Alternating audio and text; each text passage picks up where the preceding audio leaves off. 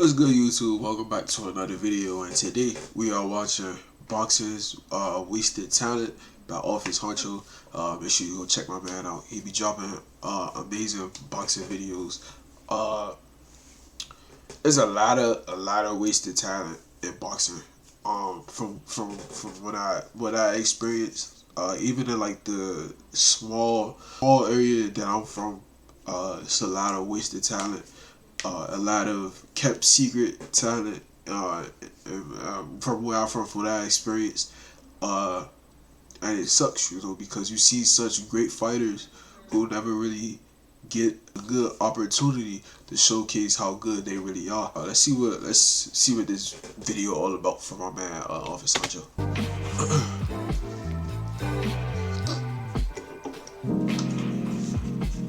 lot of wasted time. What's good, kings and queens? Hope everyone's week is going alright. This week's video is on wasted talent in boxing. Prominent, in some cases great careers cut short due to unfortunate mishaps or just getting lost in the sauce of the many distractions of becoming a prize fighter. With that being said, let's start the video. This was a guy I was really rooting for to succeed, as surprisingly in a video I did back in 2015, the most talented fighters to keep an eye out on in my honorable mentions. He had a fun style, good speed, and respectable power. With the size and reach that would have posed a threat later down the road against the best in the weight class. Maison had a couple setback performances, but he would begin to come into great form in 2018, coming into 2020. Worries, just focus when he steps into the ring, able to counter. Combination, ooh. Combination fighter is always dangerous, man. You never want to trade with him. Ready for the step up, and he was set to face Fernando Castaneda for the NABF junior middleweight title. Travell would put Fernando out in the first round to pick up the NABF title. The pandemic would happen, and not long before boxing would make a comeback, and Travell can resume his career. He passed away in a car accident in July. He was only 24 years old. Before we dive back in, be sure to help the rest of the folks see this video. And if you're new, subscribe, because there's a huge amount not subscribed, viewing instead of subscribed. I can say now, YouTube has officially shadow banned his page. I don't know for how long, but I'll do my best to get things back to where it was. And I greatly appreciate everyone to join in. Thanks for taking the time, and let's get back to the video. If you want to know boxing in the present day would treat a fighter of the realms of a Hearns at welterweight, Paul Williams is perfect. He had that Tommy Hills, Tommy Hearns era. No one wanted to face him outside of his mandatories. It seemed like if you look at the internet, don't nobody say nothing. As soon as I get a fight, everybody come out, oh, I want to fight, I want to fight, I want to fight. Well, what was you was when I ain't had no fight? And when I was looking for an opponent to fight, nobody ain't never said nothing. But when I get an opponent, everybody call me out then. Now, if he goes on, he's going to have to fight the really true big welterweights. And I think that's not attractive because they won't bring him the money that he wants, and it's a much bigger risk. So I think the decision to take off for a while may be realistic in his plan. Paul Williams is 6'1". Kermit Cintron is right around 6 feet. Miguel Cotto is a bulky, hard-hitting welterweight. Those are the kinds of fighters who will remain in the division if Mayweather indeed chooses to go inactive for the next couple of years. After avenging his only loss, proving it was a fluke win, knocking his guy out in the first round, Paul Williams realistically had no competition to face. Quintana's in trouble. Claudio steps in. The fight is over. He was forced to take whatever fights that would come his way above welterweight, fighting Andy Cole at middleweight, Vernal Phillips at junior middleweight, and a full move to middleweight, fighting the great Winky Wright. So long as I'm fighting and stuff, I'm good. So it don't matter if I have to go up in weight or go back down in weight. I'm game for all that. To me, I think I'm making my own mark by doing all that. You know what I'm saying? Like, this guy, you don't know what way he's fighting at. Putting the greatest offensive show in his career outside of the Margarito fight. Ooh. Unbelievable. That boy is slug, man. This would set it's crazy because we now have, like, another version of Paul Williams and Sebastian Fundora. Sebastian Fundora is like 6'3", I think. He was like 6'3" or 6'4", fighting super welterweight, 154. Dude is real skinny. But the thing about Sebastian Fundora is that dude don't use his length at all. He won't.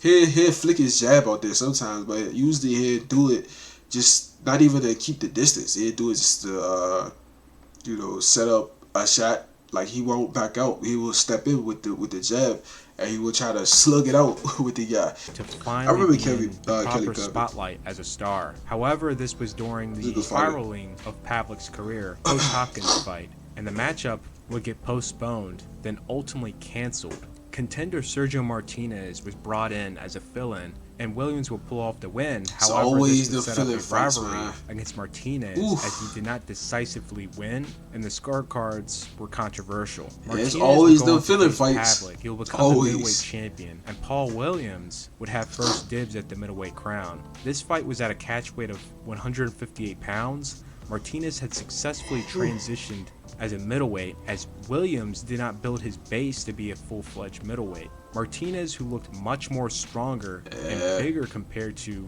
their previous fight, would brutally knock Williams out in the second round. Good left hand, and down goes Williams. I think it was a right hook. Right hand, Williams through the left, Williams down. He's not getting up, guys. That's the most, like, beautiful left hand I've ever seen. I'm gonna be honest with you, cause the way he threw that motherfucker off that angle that he was on, man. Since Williams did not build his base to be a full-fledged middleweight, he was able to easily drop back down to junior middleweight, as the junior middleweight division was becoming the new glamour division. Williams' first fight back at junior middle up against undefeated Arislandi Lara for the #1 WBC rankings. Lara's a dog, he's still fighting to this day. I think he was supposed to face Nobuhiro Ishida. He the top at the 160. However, right due now. to the media backlash of the matchup, man. despite Ishida knocking James Kirkland out a couple months back, HBO. I think that was a. I'm gonna be honest with you. I think that was a bad comeback fight for Paul Williams. That was a bad decision. And Lara was filled in as a replacement. Williams would I not don't know look what good Lara's in this fight, record and he at will the win time by was. A bad controversial decision. I'm pretty sure this is pre-Canelo fight. I'm sure of that. Or somebody to make him change. I know for sure that was a like bad. He got caught tonight repeatedly. We're gonna see the end of it. If that was Sergio Martinez tonight, we'd be at the hospital now with Paul Williams. You cannot let a bona fide junior middleweight hit you consistently with a shot like that. Due to many crazy events, Williams was still in the mix to fight Canelo. His setup fight to be in the mix will be against Nobuhiro Ishida. Williams will put on a great performance, completely shutting out Ishida and earning the unanimous decision win. Alvarez, Chavez, and Martinez, the biggest names out there right now in my weight. At this weight, you're comfortable at 154? This weight, 60 don't matter to me. You know what I'm saying? As long as I get a guy that's in front of me that's willing to fight, it don't matter. We come in at 101.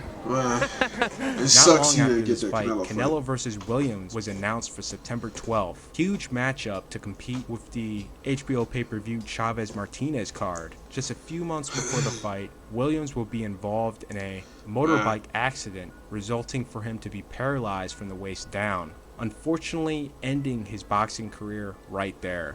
Canelo, who at that point had not been tested by elite competition, Williams was that guy to exploit that and possibly get an upset. But unfortunately, we'll never know. You honestly never really know. To be honest with you, I know a lot of people say Canelo was Officer Hunter said Canelo was untested at the time. Paul Williams was coming off a lot of controversial wins and a knockout loss. But he was still counted a high level fighter. But Canelo struggles with southpaws a lot. He struggles with southpaws, but Paul Williams was the kind of southpaw who you could say was kind of could be tailor made for Canelo, because he doesn't really use Paul Williams doesn't really use the ring a lot. He kind of slugs it out with you, or sometimes he'll kind of box in the middle of the ring with you. But he won't really use the ring like Lara or Austin Trout. So he could have been tailor-made, but sadly we'll never know, because he got into that Gomez was car a talented crash, which prospect sucks from completely. East LA, fighting out of the wild card gym. Everybody else is saying, you know what? Frankie is just immature and undisciplined. Roach has kept the faith in Gomez and says that he is his brightest talent, young talent right now in the Wild Card Boxing Club. And he believes that Gomez has the ability to win a major world title. He actually made the Olympic team, however he was kicked out due to run-ins with the law. He was a high punch output boxer who was quite well at mixing it up upstairs and downstairs, a wildcard gym signature. Outside of a notable win against Adrian Granados early on in his career, Gomez would have his biggest year in 2014, picking up a big win against the 28-1 former contender Vernon Paris. He'll come back in late 2015. In 2016, he had a big opportunity to fight on the Canelo Khan undercard as a headliner against a very tricky Mauricio Herrera. This was when Herrera was still a force to be messed with. Gomez would completely outclass Herrera, which is quite shocking because Danny Garcia didn't know what to do against Herrera. And Gomez displayed such great prospects in this performance, scoring the shutout on the scorecards. Such a great performance. However, Frankie would just vanish from the boxing scene and didn't come back to the gym. Fans were actually worried and wondered where he went as he went ghost off of social media. To make it short, he simply walked away from the sport. He no longer had that hunger or love. That happens now too. A means of making money and hopefully finding an exit strategy to do different things. According to Sergio Mora, Frankie was overpaid early in his career. He had made so much money early on, which could have attributed to his early exit out of the sport. Yeah, that can happen. You can lose that fire early in your career, real early sometimes, but early in your career, boxing takes a toll on you, man. Especially when you've been doing it from such a young age.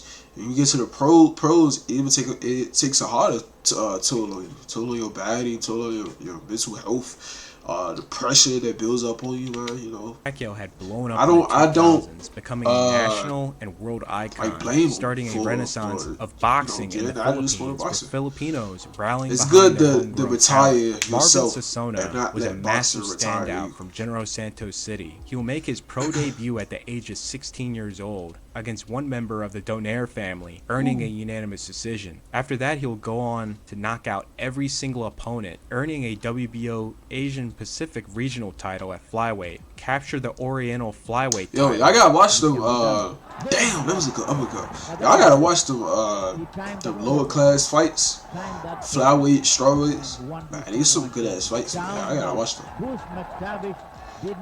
Before getting a shot to face WBO super flyweight champion Jose Lopez. Marvin was 13-0 with 12 knockouts at the age of 19, and he would go on to make history, getting on the short list of teenage world champions, defeating Lopez by unanimous decision. And new WBO Junior Bantamweight Champion, Marvelous Marvin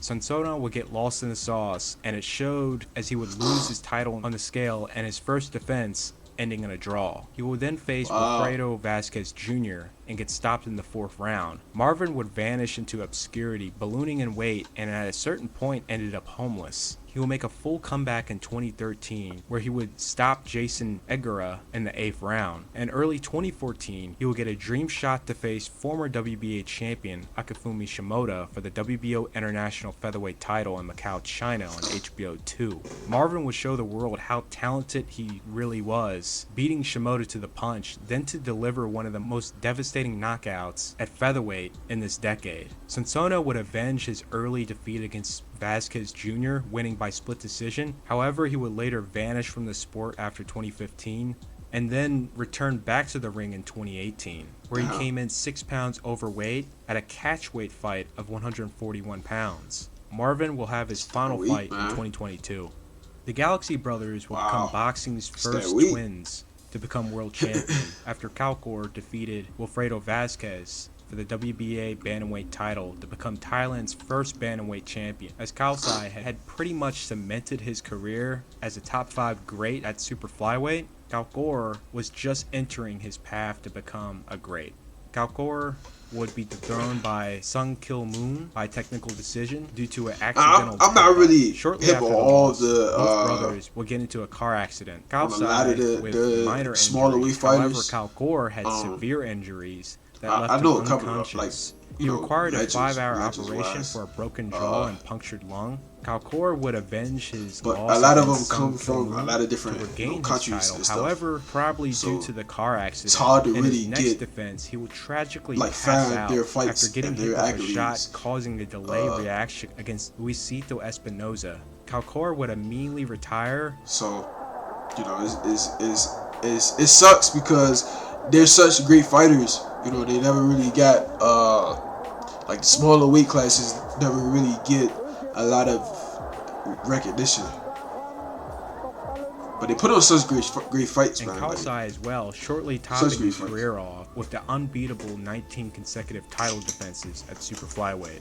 I did a quick video on these guys some time ago. These two fighters have quite a bit in common. Sanchez, man. Both Sanchez and Oba, if not for their untimely passing, would have undisputedly been considered the greatest from their country based on the string of accomplishments and what was coming to be in the future. Both were inducted into the International Boxing Hall of Fame. Both won the world title, stopping their opponent in the 13th round. Both held the world title for 2 years. Both in their final fight before their passing stopped their opponent. Both passed away 22 days after their final title defense in a fatal car crash in their favorite cars. Sanchez in a Porsche 928, Oba in a Corvette Stingray he had just purchased. Both were only 23 years old. Pirog was one of the most talented fighters to hail from Russia.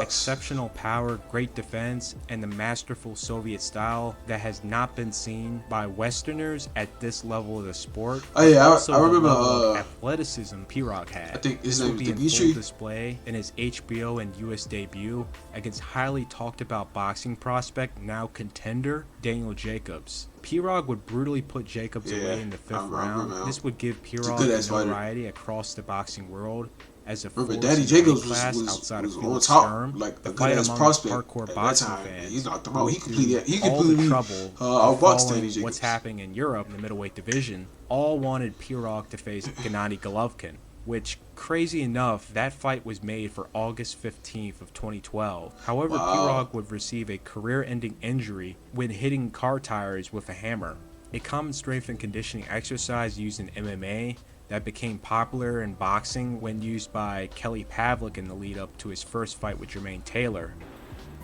Pavlik has been incorporating these workouts into training since his first fight against Jermaine Taylor in September 2007.